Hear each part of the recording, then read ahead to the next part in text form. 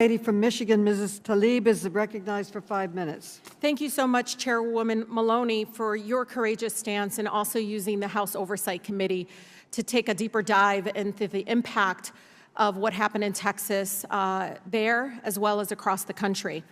You know, I grew up in the most beautiful, blackest city in the country, where 85% of the city of Detroit is black, and it's beautiful, and black mothers are the ones who told my mother to raise her voice when she had that heavy immigrant accent at parent meetings.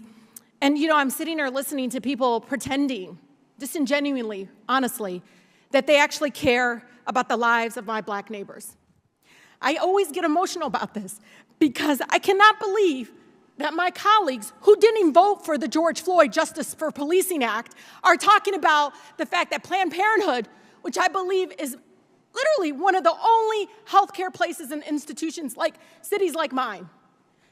The fact that we have some of the worst infant mortality rates in the country among black children. We can't even get them to 1 year old. It's like, why aren't we spending the same energy, doctor, in saving those lives, getting them to 1 year? How come when I was in the Michigan legislature, they spent so much time on this that they never wanted to talk about that single mother that we needed to make sure that she had the wraparound services, that she could actually provide for her family because she made a choice. But we abandon those mothers every corner. We vilify and dehumanize. I've watched them force mothers to do drug testing before they could even get any assistance. When are we going to actually call this out for what it is? No, this is about controlling women in our country, period. Stop pretending it's anything but. You know, what's so distressful about all of this is the fact that it's not just Texas, Chairwoman, you know this. This is literally opening the floodgates to the possibility that we are actually going to see our country punish and criminalize abortion, criminalize women making a very difficult decision. I want to know, you know, Dr. Scott, like honestly, what are you doing about infant mortality rate among black children? Have you testified in a committee about it? Thank you for your question. I'm very interested in the topic. I have applied to be a member of the Texas Maternal Morbidity and Mortality Committee 3 times. I have not been accepted. I suspect it may be because of my stance on life, but I'm terribly concerned by the lack of support that so many of those women have. Yeah, well, the same people that voted for the bill that you are championing today are people that would actually leave them completely homeless and with no safeguards at all. I want you to believe me when I say that to you, because Black Lives Matter should be very much at the forefront in every policy that we ever do in this country. It can't just be you carrying a sign or being on a commission. It's actually standing up and saying what we see. Because I want to tell you something. You know, over 40% of the deaths of COVID in my state are my black neighbors, even though they make up less than 14% of the total population of Michigan, because of environmental racism, because they don't have access to health care, and you're all punishing Planned Parenthood, which is literally sometimes the only option that they have, because people are investing in saying, this is how we can access health care. And I am really just incredibly frustrated of the gaslighting, the misleading, and trying to say you're speaking on behalf of my black neighbors. You're not. You're not. And so I'm going to leave with Ms. Ross. I saw your face and the pain in your face, and I just have to tell you, you know, as you were listening to them, I could see you had a lot to say, and I'm going to leave you with the last minute to tell me how you felt when you heard them talk about, oh, this is killing black folks. Tell them what is really killing black folks in this country. Go ahead and tell them the truth. Well, I'm tired of white saviors saying that black women aren't smart enough to make our own decisions about our lives. That's what I'm tired of. That is the ultimate in racism. To accuse us of being less smart, less human, and less caring about our children than you do, when your actions speak louder than your mealy words, because you vote against children having lunches, getting good schools, getting rid of guns so that they can survive. You vote against everything about our children once they're here, and yet you want to say that you're a better savior of black children than we are. Get over yourself, because this white saviorism does not convince us that you have our interest at heart. I hope you heard her, because, you know, a mentor of mine told me when I got here, some people are never going to hear or see you the same way I do, Rashida. But I hope you saw Miss Ross and you felt what she's saying, because it is the truth. You want to save lives? Start investing in tearing down structural racism in our country. The gentlelady Madam yields Chair, back. point The of order. gentlelady yields back. Point The of gentleman order. from Texas, excuse me, the gentleman from Kansas, Mr. LaTurner, Madam Chair, is point of recognized order. for 5 Point minutes. of order. Point of order from the ranking member. Point of order. Okay. Rise in opposition to this supplemental. I will not support an effort to enable and support war crimes, human rights abuses, and violence. We cannot be talking only about Israelis' need for safety at a time when Palestinians are living under a violent apartheid system and are dying from what Human Rights Watch has said are war crimes. We should also be talking about Palestinian need for security from Israeli attacks. We must be consistent in our commitment to human life, period. Everyone deserves to be safe there. The bill claims to be, quote, a replenishment for weapons apartheid Israel used in a crisis it manufactured when it attacked worshipers at one of the most holiest Islamic locations, the Al-Aqsa Mosque, committing, again, numerous war crimes. And yet, a $1 billion in American tax dollars that my colleagues want to give represents, to me, an absurd and unjustifiable 140 times increase to U.S. funding for the Iron Dome. I firmly believe our country must oppose selling weapons to anyone, anywhere, without human rights law compliance. The Israeli government is an apartheid regime. Not my words, the words of Human Rights Watch and Israel's own Human Rights Watch organization, B'Tselem. I urge my colleagues, please stand with me in supporting human rights for all. I yield. Thank you, Mr. Attorney General. The chair will now recognize the gentlelady from Michigan, Representative Tlaib, for 5 minutes. Thank you so much, Chairman. Thank you for holding this really important hearing, because I think it is hard, for many colleagues to understand that we are talking about drug dealers here. They may have suits, they may be white, and they may have money, but they're still drug dealers. And that's exactly what they did. They're using our system right now to get away from thousands and thousands of families within all of our districts that were impacted by their drug pushing. And so I want to talk about that, because I think that is really important. It's not immigrants or China that are drug dealing here. It is these kinds of families that are profiting off of that. And how come we're not equally maybe committed to addressing that? I think is really problematic here. That's the focus of this committee hearing. And I think it's really important, because you're just allowing more opportunities for the folks that you're supposedly trying to protect to get harmed by these folks. You know, the members of the Purdue's board of directors, their own board of directors, the Sackler family approved the company's marketing campaigns, right? And I remember David Sackler actually came before our committee, and I asked him about one high-value prescriber that was contacted by sales representatives at least 290 times between 2010 and 2018. That's more than 3 times a month for 8 years, right? And so Purdue's sales executives referred to this prescriber, you know, okay, doctor, whatever, Candyman, y'all.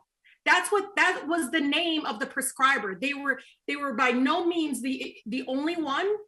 He may have the nickname Candyman, but that's who the Sackler family was, you know, pushing the drugs through. And as part of the one campaign, the campaign that they were pushing for, I think they called it, and just this is important for my colleagues to understand this, they called it the turbocharged sales. You hear that? It's called turbocharged sales. They can call it whatever they want, but they literally used it to push out the drugs into our neighborhoods and through pharmacies. And then at one point, the representatives were required by Purdue Sales, representatives were required to target what they call high value prescribers like Candyman, at least 24 times a year to get them to, quote, commit to writing more OxyContin prescriptions. So, you know, Attorney General Healy, I can sense your frustration. You know, I'm an attorney myself, and I'm someone that I really want to put the bad guys and whoever it is behind. You know, you have to focus on those that really profit off of the pain to really get to the chronic, I think, targeting of communities like mine. And that's exactly, you know, they targeted communities that were vulnerable. that were already struggling with maybe poverty and some other issues, as you probably know. And it's so unbelievable to me that they continue to be able to walk away with no harms, no sense of accountability.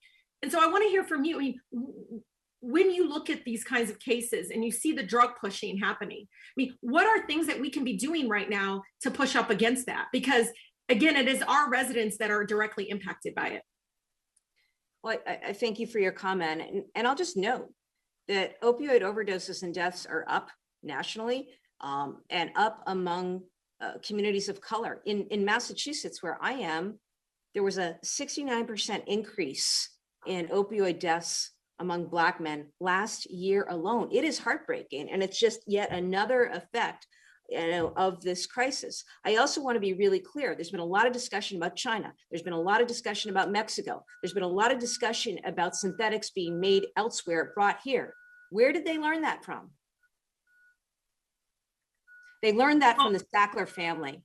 Exactly. And Ms. Healy, it's manufactured in the lab. So what I think is important here in terms of what we need to do going forward, we need treatment big time. We need way more services for substance use disorder and behavioral health. We need it to be culturally competent. We need to meet people where they are. We need to do the work that we're doing around education and prevention. I strongly believe in that, while we continue to hold those accountable who need to be held accountable. I've gone after doctors, pharmacists, pharmacy change, and manufacturers and distributors, right? You gotta sort of cover it all. But I think we need to recognize the humanity in this and be— Well, Ms. Healy, we have to recognize there's two, it seems like everybody's for justice and accountability, unless it's somebody that looks like the Sackler family. I want to be honest here. I'm really frustrated from hearing colleagues it's not immigrants or China we're talking about here. We're talking about people right here in the United States using our own systems and court systems to get away with hurting and killing our neighbors. And we're doing nothing about it. We're literally turning our heads and pretending like these private citizens, poor babies, they didn't do it. They had a sales campaign targeting. They may not have been on the street corner, y'all, but they definitely had easier access into our pharmacies, into our homes.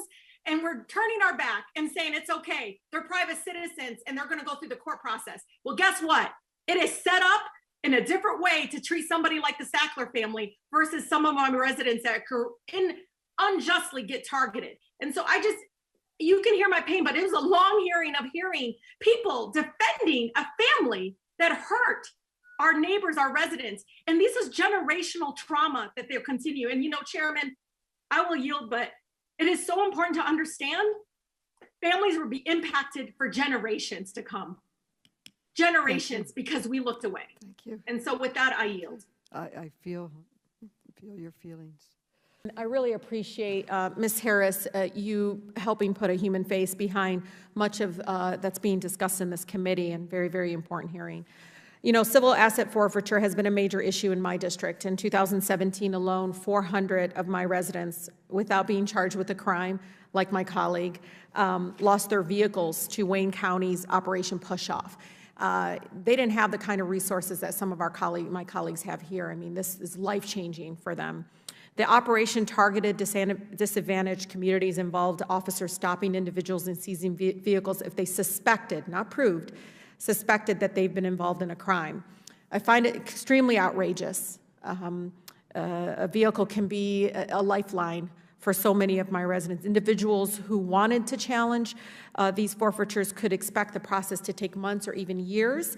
Naturally, they could also pay $900, quote, settlement fee, basically a legalized bribe, in my view, for the return of their property. And of course, all of the proceeds went straight to the police department. If anyone else was doing this, it would be called extortion. The fact that there are studies now that show that civil asset forfeiture does not significantly reduce crime or improve policing capabilities in our country. A recent study by the Institute for Justice that looked at data from 5 states, including my own, found, quote, no evidence that forfeiture proceeds help police fight crime, whether in terms of solving more crimes or reducing drug use. This table, Mr. Albin, from the report shows civil asset forfeiture has no significant impact on drug use. Can you quickly summarize this table and its meaning for my colleagues on the effectiveness of civil asset forfeiture? Sure. So this study compared the federal data on illicit drug use and specific categories of drug use, including marijuana, non-medical prescription drugs, cocaine, and found there was no correlation between increases or decreases in the use of civil forfeiture and increases or decreases in drug use rates of the various categories depicted in that table. And the next table, if you look right here, next table shows the effect of forfeiture on crime clearances, or the number of crimes solved by police. Can you briefly walk us through this table and its meaning? Sure. So the top level takeaway is that there was no associated correlation between increases or decreases in the use of civil forfeiture and on crime. However, there was an inverse relationship between crime clearance rates and the use of civil forfeiture. And so what this table shows is that when you divert law enforcement priorities to things like highway interdiction or community interdiction programs where you're stopping people on the streets and taking away their money, instead of actually solving violent crimes, you end up with lower crime clearance rates, which should not be a goal. No, thank you for that. Ms. Ahmed, I'd like to conclude with your thoughts, on this greater conversation, and it has been a conversation around policing in our country and reform. In your view, what does the fact that increased revenues from civil asset forfeiture don't actually improve crime rates or drug use tell us about the need for civil forfeiture reform? Thank you for the question. Right, I agree. It tells us that there's a need for civil asset forfeiture reform, that crime rates are not decreasing. And again, it brings us back to this is about process. It's about due process. It's about involving a judge in the process so that there is a neutral arbiter, but it is also about oversight. It is about accountability. If a town in Georgia of 30,000 spends over $200,000 on an armored truck based on using federal equitable sharing proceeds, the question is, were stakeholders in the community involved? This was all done behind a black box, and it wasn't learned of until after the purchase was made. Others in the community may have wanted to spend that money differently. So if we can bring transparency to the process, and if we can remove the profit motive by directing proceeds to a general fund that is controlled by a legislative body in a public and open manner, that would make a tremendous difference. Yeah, and I think a lot of us, and that's something very much my colleagues and I all agree about, is transparency. And so, again, thank you so much for being part of this process, and thank you again to Ms. Harris, who shared her story. I think it's really important to remember that these are families and folks behind all of these processes, and if we don't get it right, it really is life-altering change for them. Thank you so much, and I yield. Ms. Tlaib, thank you so much. Ms. Presley, if you're out there, you're recognized for your 5 minutes. It looks like she had, oh, there you go, Ms. Presley.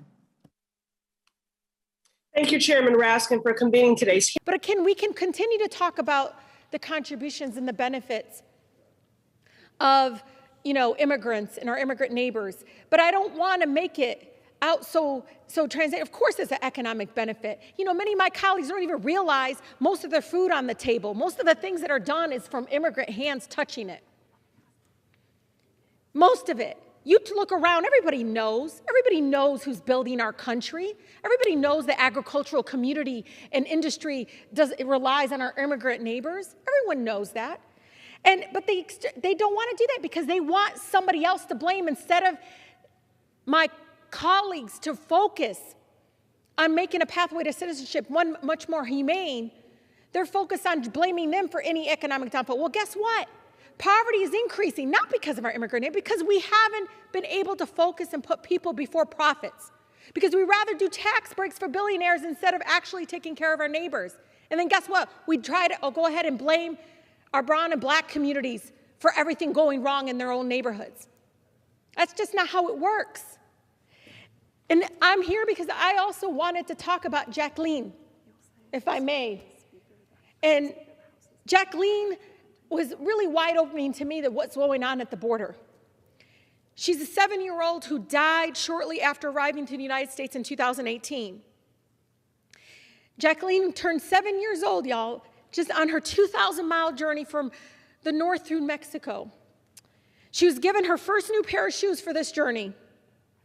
Her and her father went north to search of a better life and to try to make money to send home to Jacqueline's mom and her two siblings. Her family's from a tiny village in Guatemala, and they lived with just approximately $7 per day.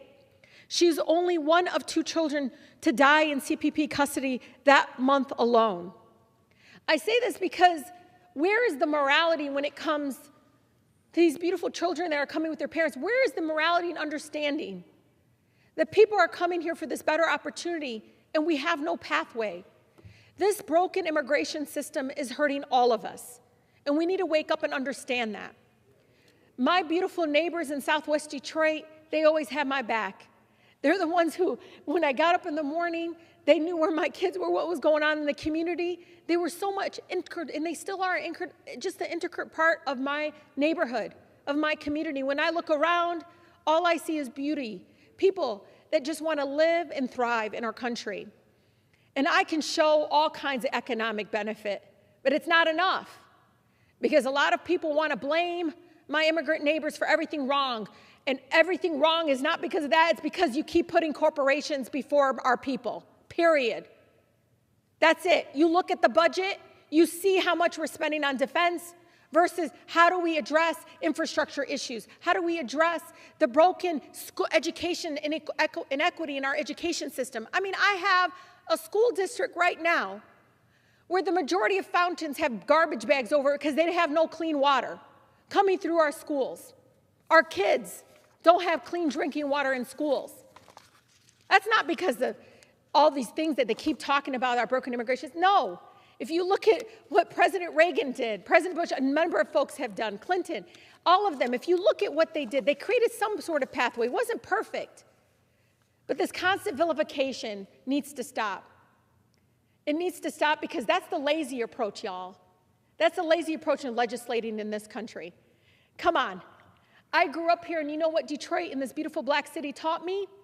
Is you always have the backs of the people you represent. You focus on helping them get through everyday issues. You focus on what is broken inside, not looking far away and saying it's all their fault. Some of them are not even here, and they're blaming everybody else, except the fact that we haven't had the courage to stand up and say the economic divide in our country is real, that our folks are paying high costs of auto insurance, our folks are paying high cost in a number of issues regarding their homes, regarding the education system, and so many other systems. And so I'm passionate about this because not only as a child of immigrant parents, but you know, I was my mother's translator until I was 12 years old. I still remember, Madam Speaker, that I went in to Sears and I was translating for my mother. And this cashier just looked at her and was like, looks at me and looks at her and then looks at me, and I'm 12 years old, and she goes, she needs to learn English.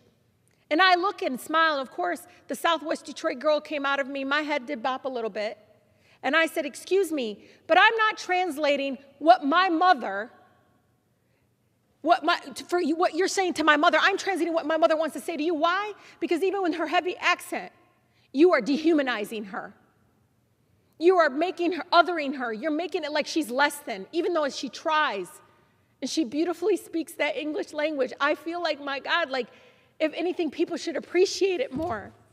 And so I say this because this lived experience of my mother as a naturalized American citizen who is so proud and had human dignity here, this freedom of raising this daughter now who's the United States Congresswoman, we should be celebrating it. We should be honoring it.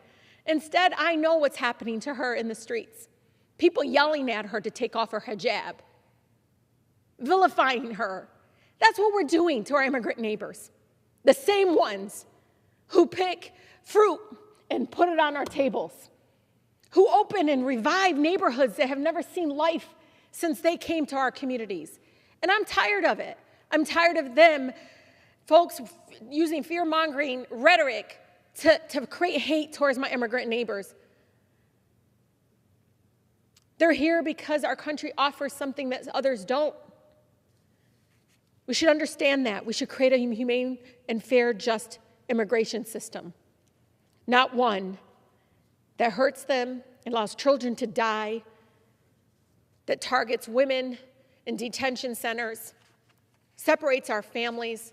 It's simply wrong. And the most American thing I could do up here is push back and say enough.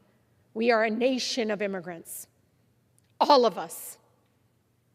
And I'm tired of the hate, racism, and I'm here, thank you to the Congressional Progressive Caucus for always speaking that truth to power.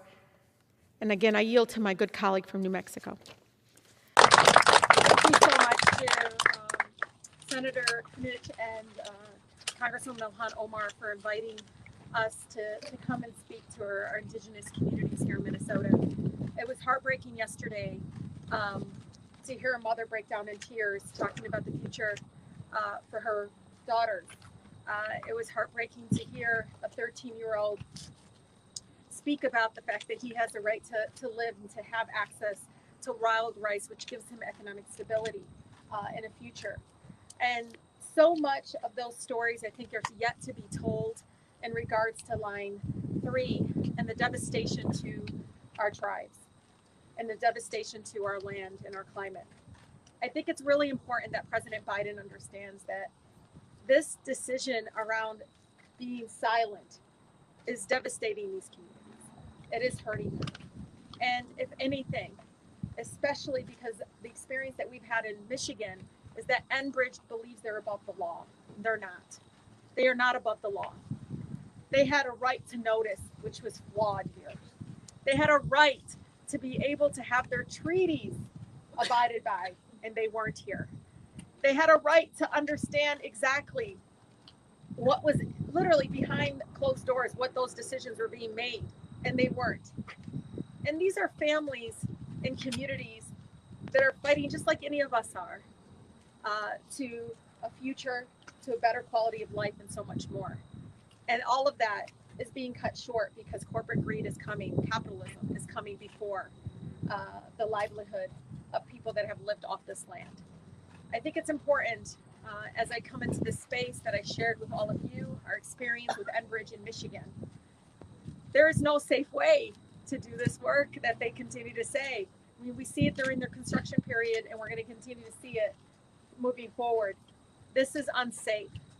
This is going to impact not only our climate, y'all, but also our water, our access to clean drinking water. And just again, I just thank you all for being vulnerable and talking so much about that truth, about the fact that you're not going to be able to provide wild rice, to be able to provide for your families, the fact that you are worried about the land and all the harm that comes with putting this devastating pipeline through it. So I just want you all to know, I heard you even to this morning saying we just need a voice. And it's unfortunate that folks here in the state have turned their backs on these indigenous communities. But I'm not going to, and I know my colleagues stand with me in saying that we're going to continue to fight and hold President Biden accountable in understanding this is directly impacting our climate, but also that no corporation, no matter how much money or influence they have, are above the law, and treaties must be respected. Thank you. With that, our wonderful advocate from Missouri, who constantly is centered on saving lives, and this is so interconnected with her mission. With that, Cori Bush.